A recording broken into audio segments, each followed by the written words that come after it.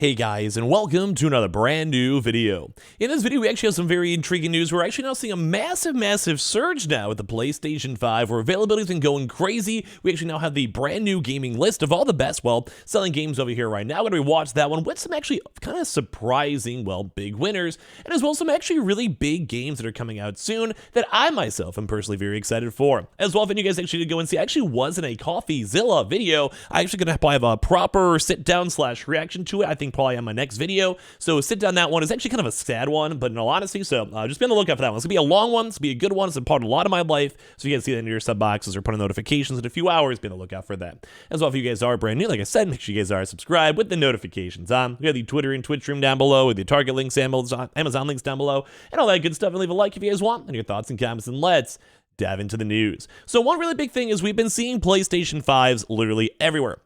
We've been seeing stock availability, we've been seeing people getting consoles, we've been seeing people getting happy and exciting and playing all these brand new games, whether they're normal individual consoles or if they're bundles. They have just been showing up, they've been around, and it's been doing great. But that also kind of goes to show with this big marketing push. We're seeing Super Bowl commercials, we're seeing Instagram posts, we're seeing private, actual edited commercials and everything else. And with this, we're going through this and we're now seeing these numbers going astronomically, where the PlayStation 5 sales have surged over 300% in the UK during February in the UK monthly charts.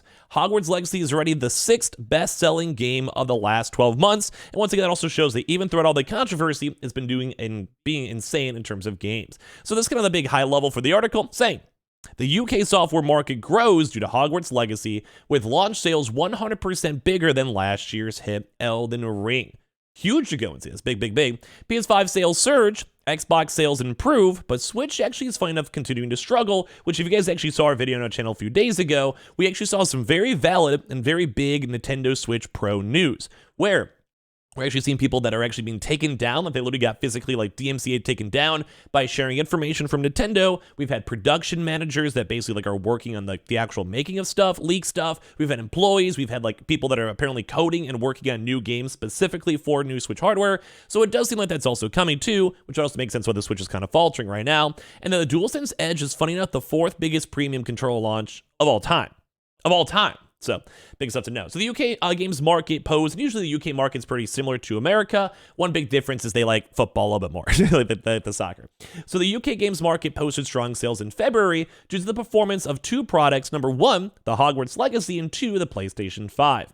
So 2.8 million console and PC games were sold across the UK during February, up 11% over the year before. This data is for all physical games plus AAA titles from most major publishers, courtesy of GDSD. Hogwarts Legacy was by far the biggest game of the month. Its launch week was 100% bigger than last February's hit video game Elden Ring, and in fact, the game is already on the brink of overtaking Elden Ring in one of the all-time sales after just 3 weeks. It is currently the 6th best-selling video game from the last 12 months. Hogwarts Legacy makes up for a video that was a little lighter on the new game compared to last year too as well. So basically on February 22nd, also saw the release of Horizon Forbidden West, Dying Light 2, and Total War Warhammer 3. This month, the highest charting new releases outside of Hogwarts is undisputed. The boxing game from Peon, which debuts at number 23. This, I was gonna be honest with you guys, as I'm literally reading this, I'm not sure if you guys could tell as I'm reading this, this article had that was the world's worst pacing. I'm literally reading this in my head. I'm like, what am I even saying over here? Anyway, this what PlayStation 5's been doing a lot of good sales. Hogwarts is doing great. It was a really light year last year. Bro, I just want to get off of this paragraph because this is just the weirdest wording known to man. It's so hard to read this out loud. I don't know if you guys, sometimes when I do articles and I discuss the news, I have this and I'm like, bro, what is going on? What is happening here? Anyway, other new top releases didn't make the top 20. Octopath was apparently number 58, which I'm kind of surprised on. It had really good initial reviews. I have no idea what Thurline Final Bar Line is. We'll never play that. Wild Hearts as well. Heard pretty good things. I'm surprised at how bad it was doing. And other slightly notable things in February charts is the Return to Last of Us title. While The Last of Us Part 2 is number 7, with more sales more than double the month before, which actually I think would actually make a lot more sense.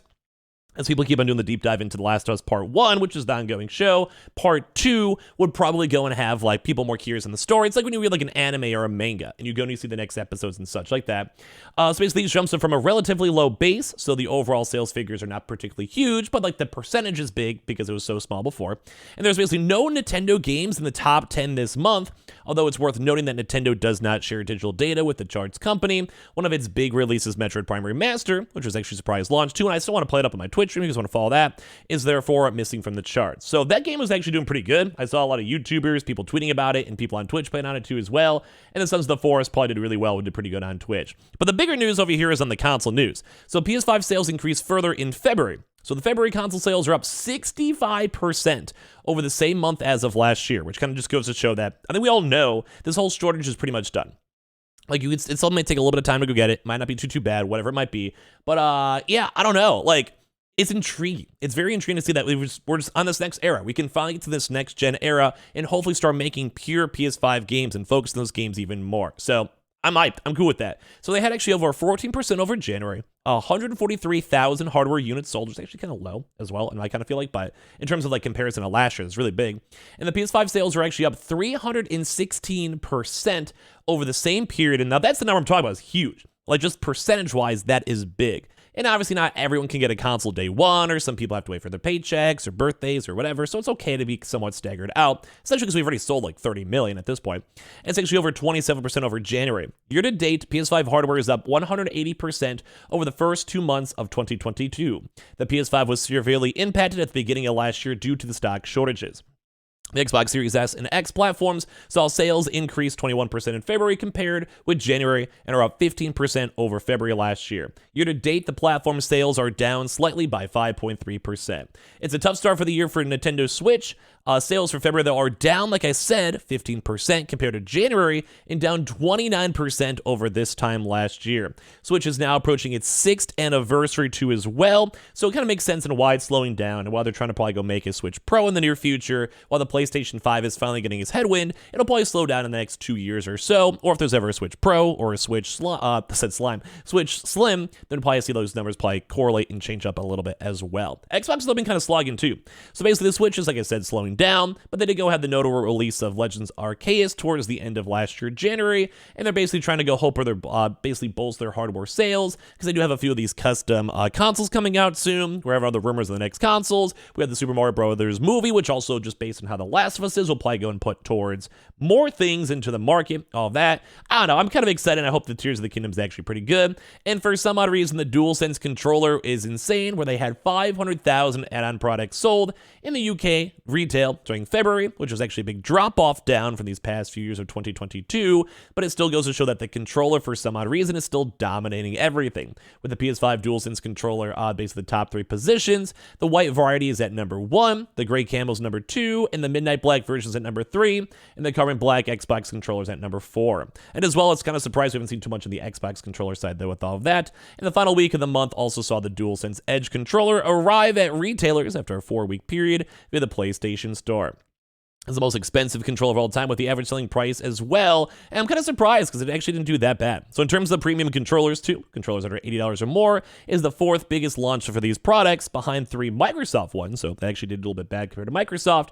The Elite Wireless Series 2 Black, Wireless Black, the Wireless 2, like the Halo Infinite one, and all that other type of stuff. So there's a lot of I don't know, like, there's just so much information and numbers where my brain's like melting off of all this type of stuff too as well. So as we're seeing Hogwarts Legacy with the Warner Bros, we're seeing FIFA on number 1, we're seeing Call of Duty, we're seeing Grand Theft Auto, we're seeing NBA, we're seeing Red Dead Redemption on here too, which I'm still surprised all these games are out here. The Dead Space remake, God of War Ragnarok, Mario Kart 8 Deluxe, and all these kind of usual typical games we keep on seeing too as well. So we're seeing, like, funny enough, a lot more variety than just like a pure like Mario Kart 24/7, which is nice. And as well, Hogwarts is still doing fantastic, especially on these console versions, which a lot of folks have been liking. We also had some pretty big news too, where City Skylines 2 is actually coming to PC, PS5, and Xbox. I actually love City Skylines, and I think this will be a very fun game to go and play. They have more tools, mods, and customization options, and probably updated graphics, probably better AI and engines. I love these types of simulator games and these types of games in general. I love it. I love seeing this. I love seeing all the vibes, and of course, I just like those types of city. I used to play SimCity all the time. I used to love that too as well. And also too, on top of this too, apparently Square Enix is actually not going to be powered by the Luminous engine or Unreal, which is actually very intriguing to see this one, where they're actually just almost kind of going crazy. So that for some reason they're just not losing Luminous. I have no idea why. So I was asked if I was running on the Luminous engine, and Square said no. I asked if it was Unreal, and they said no. And I asked what it was, and they refused to say, which kind of goes to show that they might actually be making a custom engine or having a custom product with another company. We'll have to go and see. So I don't know, just really a random video. Just kind of cool to see the PlayStation's doing well. The article is so hard to read, but I am also bad at reading in general, so it makes sense. So make sure you guys are subscribed with the notifications on. Give me your thoughts and comments down below. We'll have some more videos all throughout. Today be on the lookout for the CoffeeZilla 1 too, and I'll talk to you guys all very soon.